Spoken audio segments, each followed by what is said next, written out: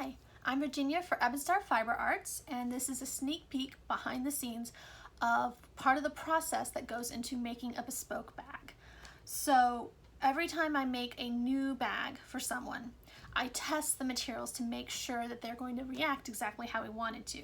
Now in this case, I had never made this pattern before, so the first thing I did before I even started on the client's purse was I made this tester purse. This is the Harriet by Swoon, and you can see you can unzip the sides to give it a more boxy shape, or you can keep the sides zipped and give it a more rounded out shape. Isn't that a pretty shape? I absolutely adore this leather on this bag. Now, if you'll notice, this bag doesn't have a whole lot of shape to it. It's a slouchy bag, and some people love slouchy bags, but the client I was making this for is not a slouchy bag person. So when I moved from making the tester bag to her actual bag, I needed to do some experimenting with her materials to make sure that it had the stability and the strength that she was looking for. So her bag is going to be made out of this lovely purple. This is going to be on the inside, and it's also what's going to show when you open up this zipper.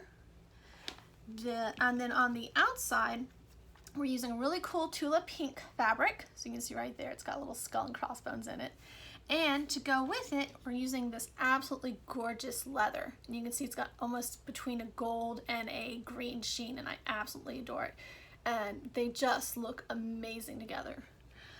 So we wanted more strength and stability. So I actually took multiple different interpretations, I guess, of interfacings and stabilizers, and heat press them to the fabric to see how they react.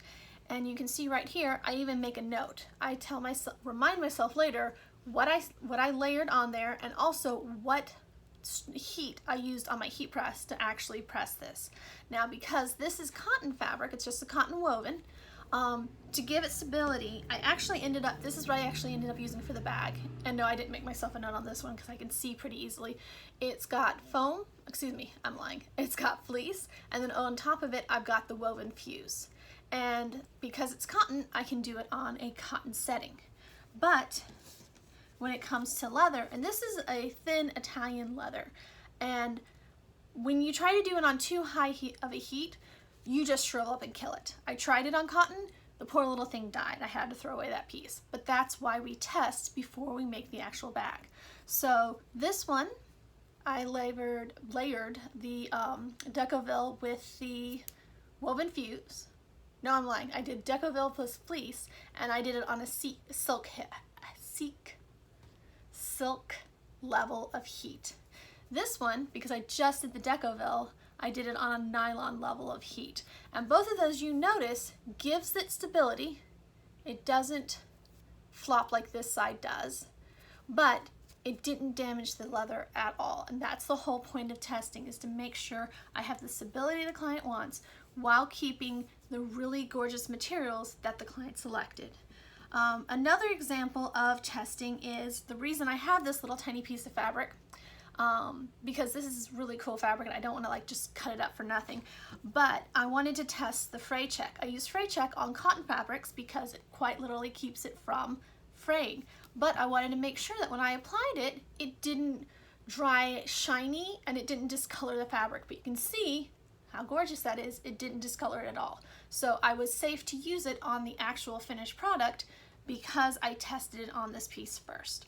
So a lot of people might not realize this, but making a purse is very involved, and especially like this fabric's irreplaceable, quite literally. I can't get another yard of this. So I want to make sure that before I cut into it, before I start adding stuff to the back of it, that I go ahead and test it and make sure it's going to work for what we want to do with it. So I'm really excited. I think it's going to be absolutely gorgeous, and I can't wait to show y'all the finished product. So this was Virginia for Ebonstar Fiber Arts. Thank you so much for joining us today. Bye!